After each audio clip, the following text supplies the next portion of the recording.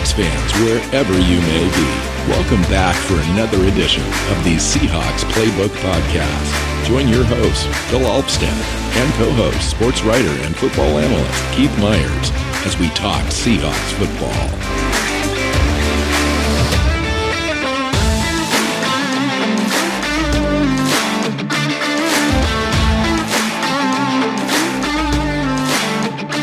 Hey Seahawks fans, welcome back to another edition of the Seahawks Playbook Podcast. I'm your host, Bill Alvstad, sitting down with Keith Myers. Hey Keith. How's it going? It's going. Yeah. It's a little milder here in the desert this last couple weeks. We've had some monsoon stuff that kept the temperatures down reasonably close to 100, which has been actually pretty good. Usually this time of the year you can get temperatures into the 115s, and that's no fun for anybody. So it's been pretty hot around here, except for that I haven't been around here. Took the family down to the beach for since the last time you and I recorded, and that was great to get out of the city, get out on the beach, enjoy the ocean. It was so much cooler down there. So yeah, looks like you got a little color though.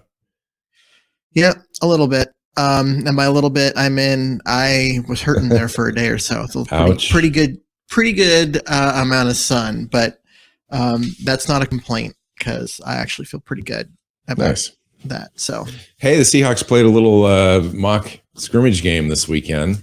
That was kind of cool to read about, to hear about. Some of the players, I think we're going to get into that today, talking about, essentially the last week of training camp and the lead up to their first game on Saturday. We're going to do another show later in the week, preview show of that first game, kind of get into our almost regular season mode as we progress through these next few months. But here today, talking about practices and where players are at, training camp battles. We recorded a few shows when training camp first started about some of the camp stories we'd be following.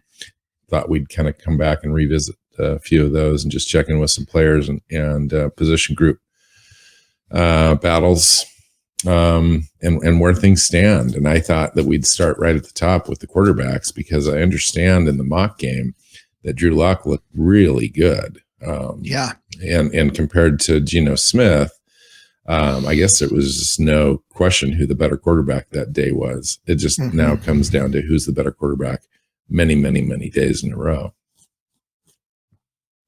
Yeah, I mean, that really kind of comes down to it. Pete Carroll said that, Locke needed to get out there and show it on the field and show that he's picking up the offense and all of that. And he did. Now, Pete Carroll also said after the game that Geno Smith is still, in the lead and is that guy, but said that it is up for grabs and that Locke can take the starting job from him. And from what we saw in the mock game and actually the practice leading up to the mock game, Locke's really starting to show that he's the better overall player.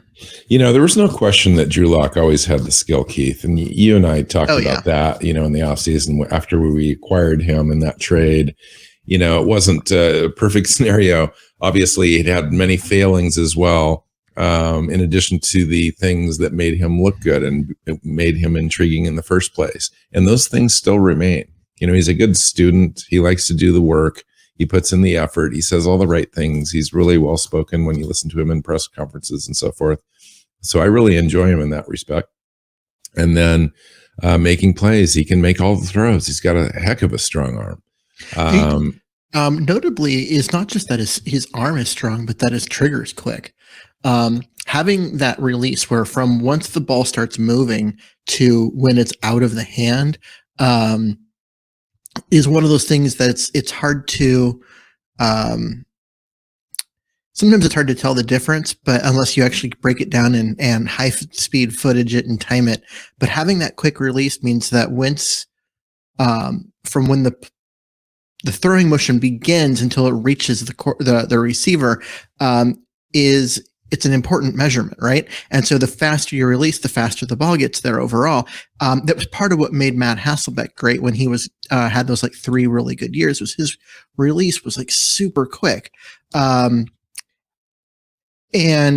Locke's got that, and I was not expecting really that. Just he's known for having that cannon, but the fact that he can get the ball out super quickly out of his hand was a nice little surprise, and so that's gonna lead well towards him being able to get the ball on receivers and avoid letting defenders make plays on the ball. Yeah, and in addition, he can make all the throws, get it all over the field, and he has different angles for different throws, so he can kind of navigate in between defenders and all that kind of stuff. Has his own throwing lanes, moving around the pocket. He moves around better than advertised as well. The thing about him has always been the decision making, and so far though, in this training camp, he's shown good decision making. Like I don't believe. Correct me if I'm wrong, but he hasn't thrown an interception yet in training camp through 9 practices. That's not true. Okay. There was one day in which both quarterbacks threw at least 2. That was the day that, if you were reading the stuff from certain reporters, that the sky was falling on the offense. But most days he isn't throwing interceptions. And so that's a good sign. I mean, he was a guy that's one of the things that hurt him in Denver was his inability to avoid the turnover. And so he's doing a better job of that with Seattle. Yeah. So, it is interesting. And I understand completely. And of course, we're talking about Pete Carroll here, but I understand the hedging on making an early decision based on one outstanding performance in this key battle. I think it's going to, basically go to the end. I would say that if you're starting to sense Drew Lock getting more reps with the ones and so forth as, the training camp's winding down and the third game, in preseason is being played and so forth, those decisions have probably likely been made at that point. But they don't necessarily need to make a public announcement about this thing. We're going to find out who's starting week 1, when the Seahawks take the field against Denver. It'll be really interesting though. I'm kind of rooting for the kid. I listened to the press conferences that he's given. I like his answers. I like the way that he's humble. I like the way that he treats Geno Smith in those press conferences where he deprecates, to Geno being here. He's a seasoned veteran. I'm going to do everything I can. If, I'm basically in a battle with myself for this job, and I'm doing everything I can to do what I can do to win the day every day. And if I put that out and I still lose the job to Geno Smith, I can accept that. And I'm going to back Geno Smith 100% in his job and do everything I can to make him successful. And, what more could you ask for, in a quarterback and a guy that's coming in competing for a job? So with that said, I still want the best person to win. And that may very well be Geno Smith, but I kind of want it to be Drew Lock. I mean, I know Geno Smith, and I see the trajectory of the team, and I'm kind of getting excited now about the different positions. We can talk about all of them, but some of these players are starting to come together, and this defense looks pretty good. And I'm kind of wanting some good quarterback play to go with it, just because I think it just makes it to be a funner season. It's really difficult if you have bad quarterback play all around, and I'm kind of thinking Drew Lock in this system with the talent around him could be better than advertised. It's so early in this process. I get it, but I'm just thinking out loud right here. Well, 2 things that I would add. One is that Shane Waldron said that this is likely to take right up until the Denver game week 1, that they're not planning on having this decided until they have to have it decided. Which I think isn't necessarily a bad thing. I mean, letting these guys both play and prepare and all of that, it just keeps them both competing and doing better, and I think that's fine. The other thing is that you were talking about Drew Lock's comments during his press conferences. I don't know if you heard Geno Smith after the mock game, but, because it was pretty clear Locke had the better day. And Geno came out and said, hey, let's just get this out there. I am in his camp. I've got his back. He's my guy. Like, if he ends up winning the job, great. I will do everything I can to make him. Mm-hmm. He said the same exact thing. Yeah, they both perform at the highest level and whatever. I respect that. I mean, I know that some of it's expected. You're like, oh, well, that's the professional thing to say. But having gone back and rewatched it, like, this wasn't a guy saying what he's supposed to say. This was a guy that you could tell. I mean, he's a team player. He's there to do whatever role the team needs him to do for the team to be successful. And that is what you need out of a guy like Geno Smith. So I was I don't want to say surprised because I kind of expected it, but it was still really nice to see. Agreed.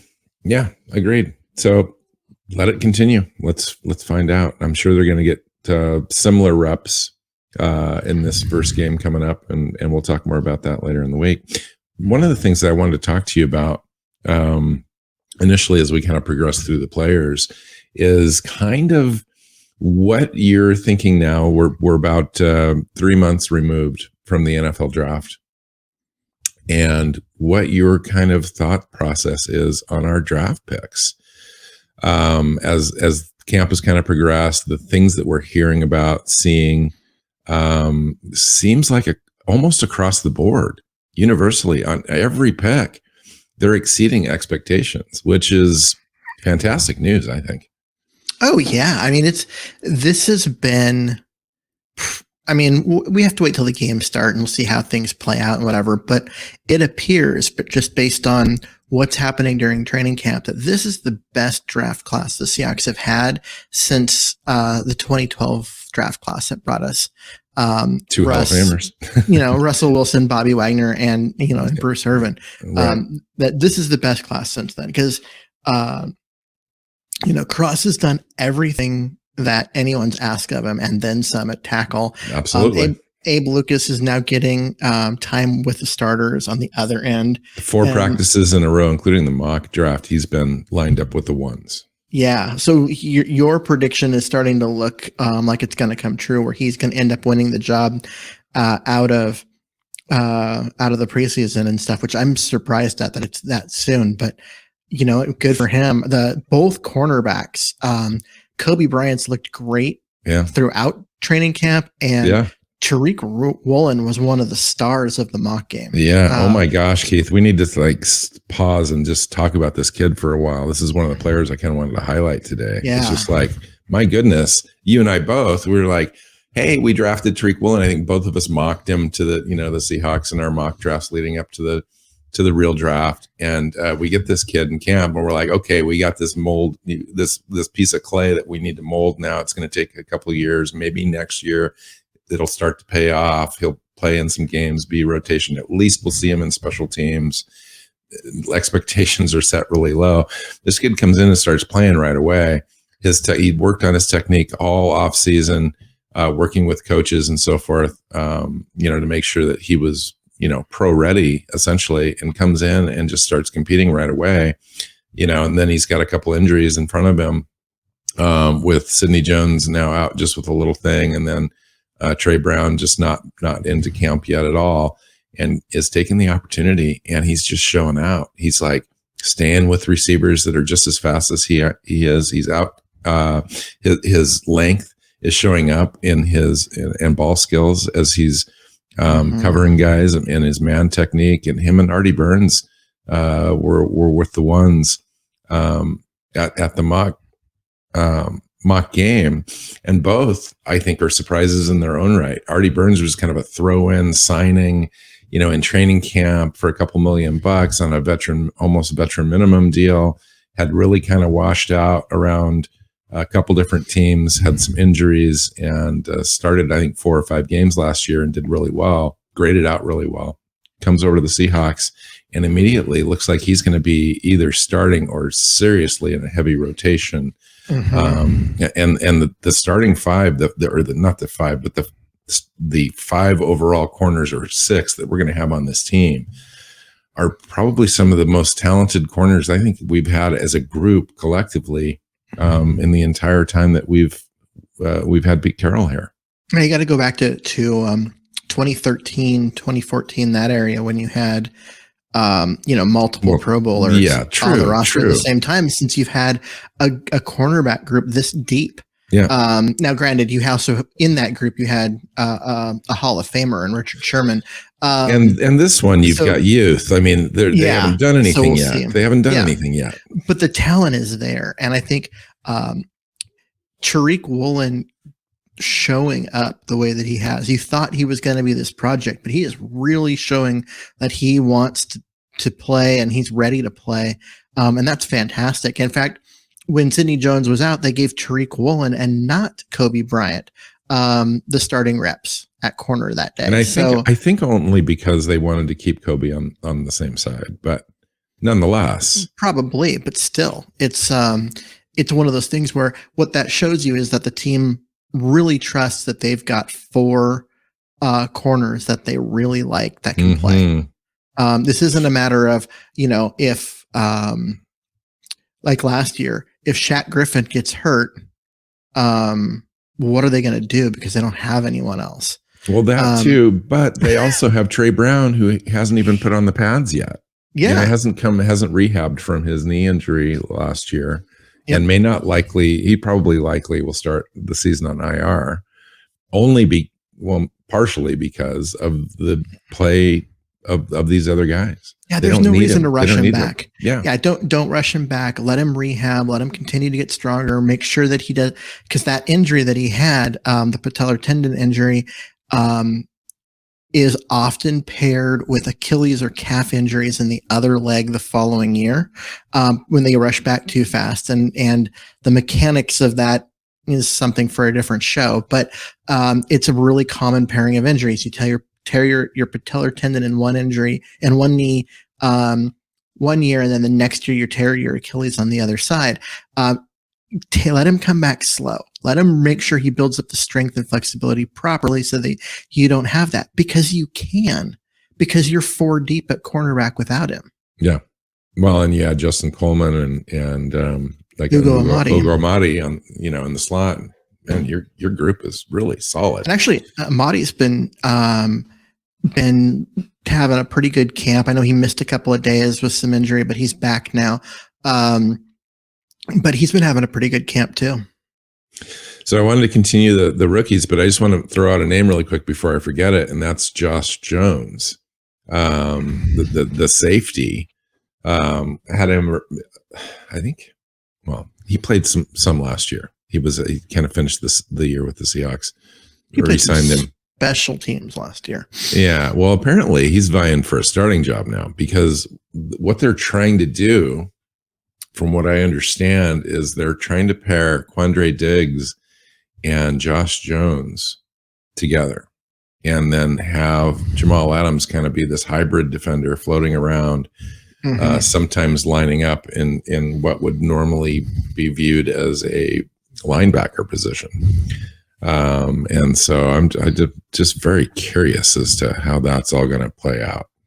Yeah, I'm a little surprised that it's Jones and not Amadi or Blair that's getting those that time. But apparently Jones is, doing what the team asks of him. He really just has slid into that role and looked good in it. Whereas the other guys, Amadi's been playing more corner than safety, and Blair, they have work out at multiple positions. But, Jones has looked really natural in that role as a second free safety on the field at the same time, which is a little bit weird. And a lot of it comes with, just ability and willingness to communicate with everyone else that's around you.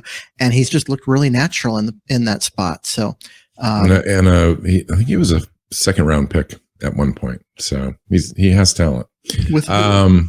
I can't remember. I cannot remember. I'd have to look him up, and I'm not. Okay. I'm not doing that right this second. You can look him up if you want to.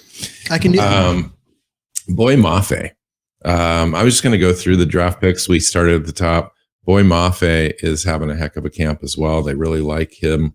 as a player, moving him around a little bit, getting him used to dropping back into coverage, all that kind of stuff. Looks like he's going to be a good one. But the surprise one was a guy that kind of showed up into camp late because he started the year on the PUP list, was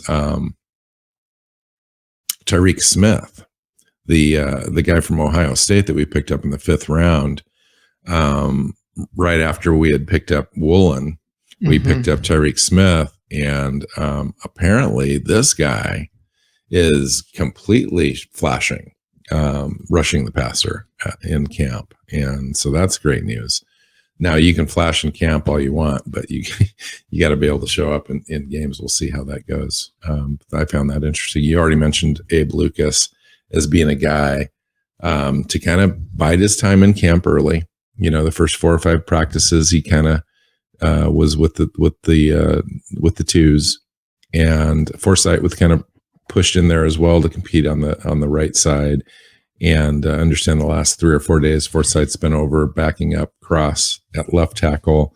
Curhan and Lucas are there at right tackle, and Lucas is getting the starting reps, including the mock game, which I'm finding interesting that they've just kind of made that switch. They've made that transition. Nobody's really talking about it very much. I think I've heard Smith talk about it a little bit, beat reporter. But other than that, I just find it fascinating that we may have 2 starting right or tackles out of this draft from day one. It's hard for me to believe, but that's a crazy result that you would have 2 starting tackles in the same draft, and both of them with really, really high end ceilings, like, you know, Pro Bowl caliber ceilings based on their footwork and athleticism and that kind of stuff. It really is kind of crazy, but yeah, you know, I mean, we knew we were going to hand the left job to Cross straight away. Yeah. But Abe Lucas, but getting a second one in the same draft class. Yeah. And we knew there was an outside shot, and we've talked about it, and I kind of talked about it as being, you know, something I wouldn't mind seeing, but having it be reality is a completely different thing. The thing about Abe Lucas and the intriguing part of it for me is that he's winning this so early in camp that now he's got a full month to be able to actually really prepare. Like if they're really intent on having him with the ones, he probably likely will now continue to be with the ones for the rest of camp and start unless he does something crazy. But what this shows is that they really trust him. They trust him. He's physically able to do the job. He's learning. He's not making mistakes over and over again. Again, this points to like this draft class just being knock it out of the park level, because you put Cross in and then Lucas, and you have Boye Mafe, and maybe Tariq Woolen shows up. We already know what they feel about Colby Bryant. And I understand, we'll talk about the receivers here in a second, but I understand the receivers are like showing too that we picked up in the 7th round. Holy cow. It's like the whole draft is going to end up sticking, which is crazy amazing. So let's talk about that. The receivers, Bo Melton and Tariq Young. I understand Tariq Young is the one that's really that's really standing out. So, well, I mean, he's 6'2", 224, and runs really fast. He's going to stand out. It's hard for him not to. He also played at Lenore-Ryan, so you didn't really have a lot of expectations other than that he was an athlete. But the truth is that they played, Lenore-Ryan ran an option offense, wing T, and he was the wing back in the wing T, which means he likes the ball. He gets the ball with the ball in his hands. He's got some speed. He's got good vision. He can, runs with power, all the different things that you would think of as a running back, but it's 6'2", 224 with his speed. He's a wide receiver in the NFL. And so he's kind of learning the position, but when they get the ball in his hands, his experience as a runner shows up. And he looks like a running back running downhill and, taking on safeties and cornerbacks like they're nothing. And that kind of physicality, you're going to notice. And I think he's going to show up pretty big once the preseason games begin. Wow. That's great. And the reason that he's getting opportunities too is the you're seeing a little bit of Eskridge being down and not participating, not taking a lot of snaps, and there's more snaps available for Melton and Young, and they're taking advantage. And there's nothing wrong with Bo Melton either. He's ran a 3.34 40 and a 1.48 10-yard split. I mean, 1.48, folks. I mean, that's shifty. That guy's got some wheels. Right. Especially short area quickness. It's like, if that guy kind of turns out and sticks, that would be crazy amazing too. And he runs like a running back as well. I mean, he's got that really low to the ground, thick legged, like running style. So he's one of those guys, you get the ball in his hands, swinging him out of the backfield or in a jet sweep, that kind of stuff. And he's going to make life difficult for defenders because of his speed and running style. This isn't like your typical wide receiver with the ball in their hands where you breathe on them and they fall down. And just a reminder too, that this guy played at Rutgers. They just didn't have a passing game, so he kind of withered on the vine there, but he was Dan Brugler's 20th ranked wide receiver in this draft. Right. Mm-hmm. So the kid's got some talent, picked 7th round, 229 overall. And at Rutgers, which also means he knows how to run block. Let's make that. If you play at Rutgers and you play wide receiver, you better be able to run block downfield, because that's all they do is run the ball. And so Melton's got that going for him. I actually could very easily see both these guys making the 53. And for a pair of 7th round picks at the same position, that's hard to imagine, but I really do, because I don't see a lot else at the position other than, you have the starters, right? Lotkin, Metcalf, you've got Freddie Swain and Eskridge, where Eskridge hasn't really played because he's been hurt the whole time. And then you've got a lot of no-name guys. The team does like Cody Thompson a lot, and it wouldn't be surprising to me if Drew Lock was the starting quarterback if they kept Cody Thompson on the roster. Cody Thompson looked good in the mock game. Yeah. He really did. He's according to Drew Lock, Cody Thompson is one of his favorite players and targets on the team. Mm-hmm. And they had some off-season work together. So It's one of those things. Yep. Like I said, Thompson had a good mock game, including a touchdown where the ball wasn't the best thrown pass, and Tariq Woolen actually got a mitt on it and deflected it. But Thompson, adjusted mid-flight and made a diving grab to catch it anyways in the end zone for a score. And those are the kind of plays that coaches are going to take notice of. So the one player and one draft pick we didn't talk about yet is Ken Walker. In the mock draft, he had a few touches and showed some bursts and so forth. They really didn't get a chance to kind of stretch the field at all with any big runs. Both of them, most of the backs were contained under 4 yards a carry. But there's no injuries in that group. Everything looks good. So we'll see. Kobe Parkinson recently has come out and talked about his weight training regime in the off season to get bigger, stronger, faster. He's really kind of showed up in camp as well. So a name to watch there on the offense. And then everything else on the offensive line, Keith, seems to be kind of set at this point. We've got Charles Cross at left tackle. You've got probably Abe Lucas at right tackle. If not, it's going to be Jake Curhan. Then you've got Damian Lewis.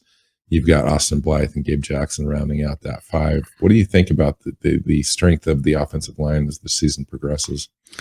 I think late in the season, it's going to be a real strength because that Jackson is a Pro Bowler, and you can see like Charles Cross just oozes talent. And so between the two of them, you've got, a couple of Pro Bowl caliber players. Lucas has that potential. I think he's probably not going to play at that level this year, but maybe next year. But the talent's obvious. So he's going to be out there. And we've seen what Damian Lewis can do at guard. And so you've got a group that later in the season, once, the rookies get settled a little bit, could actually be a strength. And the idea of an offensive line and strength in Seattle is completely foreign. We haven't seen that since, Walter Jones and, that line back in like the 2006, 2007 years. We just really haven't. And so this looks like it's going to be a group that's going to be fun to see. And then you mentioned the running backs a second ago, like the running backs behind a good line, especially the way Penny has looked in camp and the way that Walker has looked, like the offense could very well work better than anyone's believing it's going to because of the line and the running game. Even if the quarterbacks are mediocre, just the running game and the lines are going to make the quarterback's job easier. And we may end up with a competent offense just based on that. I can't even believe what my ears are hearing. That Keith Myers might well be slightly coming towards what I've been talking about for like 4 or 5 months. No, I still think the quarterbacks are going to destroy this season. Oh, man, I thought you were that close. I'm really not that close. That close. On the defensive side of the ball, I haven't heard a lot about Puna Ford and Al Woods and Quentin Jefferson and all those guys up front, which doesn't really mean anything. It doesn't really mean anything. But we'll see on Saturday. That'll kind of start to show, and we can start keep track of those guys at that point. The same thing with the defensive ends, really. It's real easy this time of the year. Of course, Charles Cross is doing a great job by all accounts in camp, but it's real easy for defenders right now to kind of beat guys around the edge and touch the quarterback or his shoulder sweeping by and whatnot, where everyone's protected. Quarterbacks aren't getting touched. They're not getting knocked down. Nobody's getting any real sacks, quote unquote. But we'll start to see the defensive line really on in the preseason games. So that's something to keep track of, because so far we've been talking a lot about these guys that do have an opportunity to kind of show their athleticism. Mm-hmm. And we're talking about, some of the linebacker work, the safeties definitely, and then the corners. On offense, it's the wide receivers and the quarterbacks, and everyone else is just kind of getting lost in the shuffle a little bit. But it seems to me like, by all accounts, the defense is really coming together and could be kind of top 10 quality. Now, it just remains to be seen, Keith. It's just all chatter now. But coaches have been around. Clint Hurd's been around, Sean Desai, some of the players that we've got in, Jamal Adams, Quandre Diggs, Jordan Brooks, Darrell Taylor, Al Woods, Quentin Jefferson are all saying similar things, that they're taking note that this defense is going to be pretty special. I think the defense is going to be good. If it comes out and is bad like last year's defense was, I'm going to be thoroughly shocked, because the big Achilles heel of this defense was cornerback play. And as we talked about earlier in the show, that's not a weakness anymore. Like, that's surprisingly good. And so you've got things like that. And then we know they've got pass rushers for days. You've got yes, they lost Bobby Wagner, and everyone's freaking out about that, like in terms of national media stuff. But the speed of Brooks and Barton in the middle shows up. It showed up in the game, in the mock game, and it shows up in practice. Like, this is going to be a good defense. I really believe it is. And, just guys like Nwasu appears to be just a fantastic addition at outside linebacker. And you've already got Darrell Taylor there. And then you add Boye Mafe to the mix. And now you've got 3 guys that are, high end. And I didn't even mention Alton Robinson, who's been a really nice addition the last couple of years that he's been in Seattle. So, I mean, they've got, and Tariq Smith that they're raving about in camp. Oh yeah. And that's, I didn't even include him, but you've got pass rushers. You've got guys that can get after the quarterback, and you've got Shelby Harris, who didn't have 9 sacks last year, 9.5. He did. As a 5 tech. So a guy that you think more of as a run stuffing, position, and yet he had 9.5 sacks for Denver. So, right. And Quentin Jefferson had 40 quarterback pressures, not quarterback hurries last year. Yeah. I mean, he is great on the other side. So you've got guys. I mean, this is a team that has just good players at all three levels of that defense. And I'm excited. I think the combination of good coaching, which they haven't had the last couple of years, and an infusion of talent, and really a system that's going to match the talent that they've got a little bit better, it gives you a level of confidence that you just haven't had for a while, because there's competence. Like there's competence in the coaching staff that's getting transmuted to the players. You know, you can just tell that, you know, this system is being absorbed and everyone's kind of doing well. And then you add little elements, like Artie Burns comes in, kind of knows the system. So he's able to kind of teach the little intricacies of it to the younger players. You get guys like Jordan Brooks that are ready to just take that next level, kind of Pro Bowl level kind of player now. Jamal Adams is ready to go, and they might be looking at him as being kind of a hybrid player. That's exciting to me. Which is exciting because that's who he is. He is a hybrid player. He's a guy with a safety's body and a linebacker's mentality. Yes, and, perfect. Yes. And you want to use him in ways that fit his combination of athletic skills and natural instincts. And they didn't do that with the previous defensive coaching staff. Perfectly put. Yeah, absolutely. There's no question about that. No question. Anyway, I think that we've kind of wrapped this thing up. I mean, we talked about a ton of players, both offense and defense. We didn't really specifically get into, mock game, every play, every down type of a thing. That's not necessary. You guys have all read that out there. But just kind of recapping the overall sense of what we're seeing and what we're hearing, I think is really important. As we get into the next show, we're going to preview this game with the Steelers, and we'll get into kind of the nitty gritty of what we're looking for, what we want to see out of the game. Not necessarily win or loss or anything like that, but the competence, I think, is the key thing. It'll be also the first chance for most people to see the team for the first time this year, as far as live play, seeing guys in action, seeing the speed, seeing a guy like Tariq Woolen and his 35-inch, reach, his arms. I think he's got like an 83-inch wingspan with 4.26 speed. So that makes me laugh out loud. It's just funny. So I went back and was looking at his speed numbers again. It's the third fastest combine 40-yard dash ever.